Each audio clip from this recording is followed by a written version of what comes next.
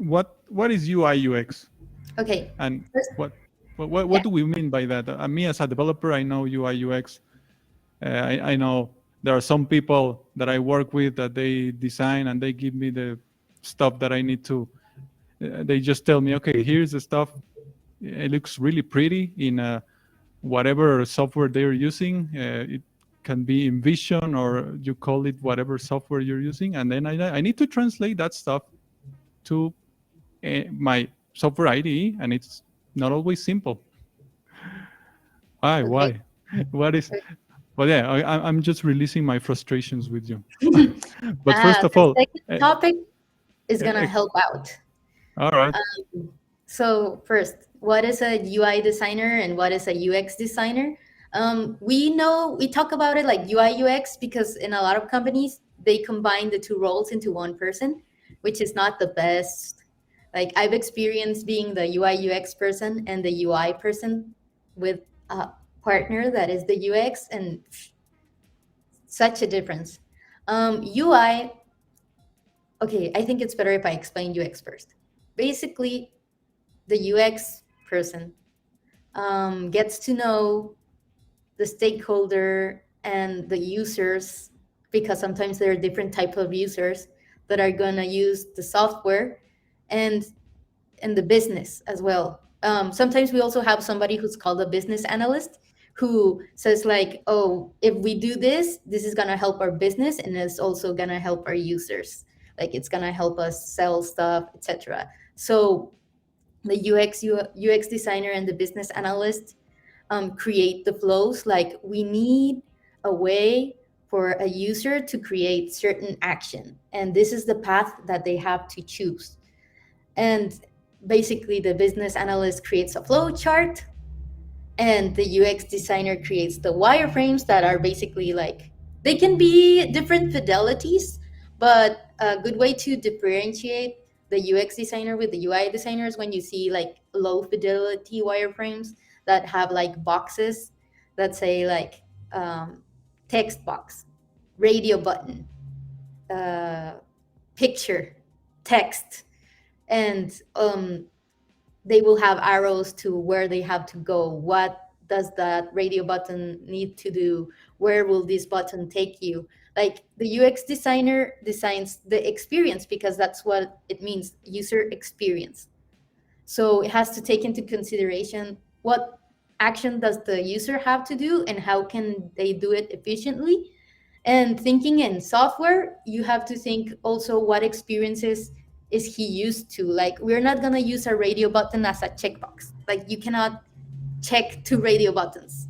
That would be a strange user experience because we're all familiarized that when you use radio button is one or the other. When you click on another one, the other one will deselect, right? So they have to take all things to consider and create the wireframes. Then me, a UI designer, gets the wireframes. I'm talking like if it were a separate thing. Normally we collaborate a lot and we do a lot of meetings, but if we would to separate it, I wouldn't be involved in the wireframe, but I am because, like I mean, it's like a team effort and we collaborate a lot, communication and stuff. Now that I have the wireframe, like I know that there needs to be a navigation, I need to add some radio buttons and some text and some images. My work is to add them in the way that it's gonna look when it's developed. That includes the sizes that are correct, the colors that are correct, the spacing, um, basically anything visual that is the interface. That's what UI means, uh, user interface. So everything that you see, I have to put there. Like uh, they say, what do I need? The UX designer, what do we need? And the UI designer is how it's gonna look. Like we All make it right. like you say. That's why you get all those pretty designs, because that's our work. We have to pretty it up, but we also have to be consistent, to make sure that we don't alter the user experience as well. They are interconnected. if we are not consistent, for example, if everywhere in a software links are color red for some reason, and in this new page I'm creating, I put a link that is color blue just because I think it looks prettier, it's going to create a conflict with the user experience because it's not in the same color as everywhere else in the website, so or software, so the user might miss it. So that's why I say, like, we are separate entities, but we're also intertwined. Like, we have to work together to make something that looks good and works well and can be experienced in the correct way. And also with the business to make sure that what we are doing helps the business. All right. Yeah. So basically, those templates that you see sometimes, I mean, I don't see them that often, that as you explained at the beginning, that says, okay, here it's normally everything it's white, and everything is just with kind of squares, and everything is more of a work of the UX, right? Yes. And Like then the they flow charts and the wireframes, exactly low fidelity wireframes. exactly it's called low fidelity wireframes, right? Yeah, when it doesn't look Mhm. like the final product, is low fidelity. And there's super low fidelity. Like, you can literally give me a paper with some sketches saying like this is the home button, and I will understand it. So it depends. A lot of Mhm. we're gonna talk about design systems following on, but when you have that, the UX can wireframe things that look very high fidelity as well. So that's It why would, I can't say like yeah.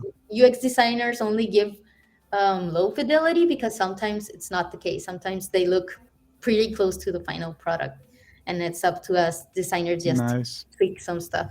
Sometimes it's pretty close, but it's not their actual job. Yeah. It's more of a job of the UI to make it look pretty, right?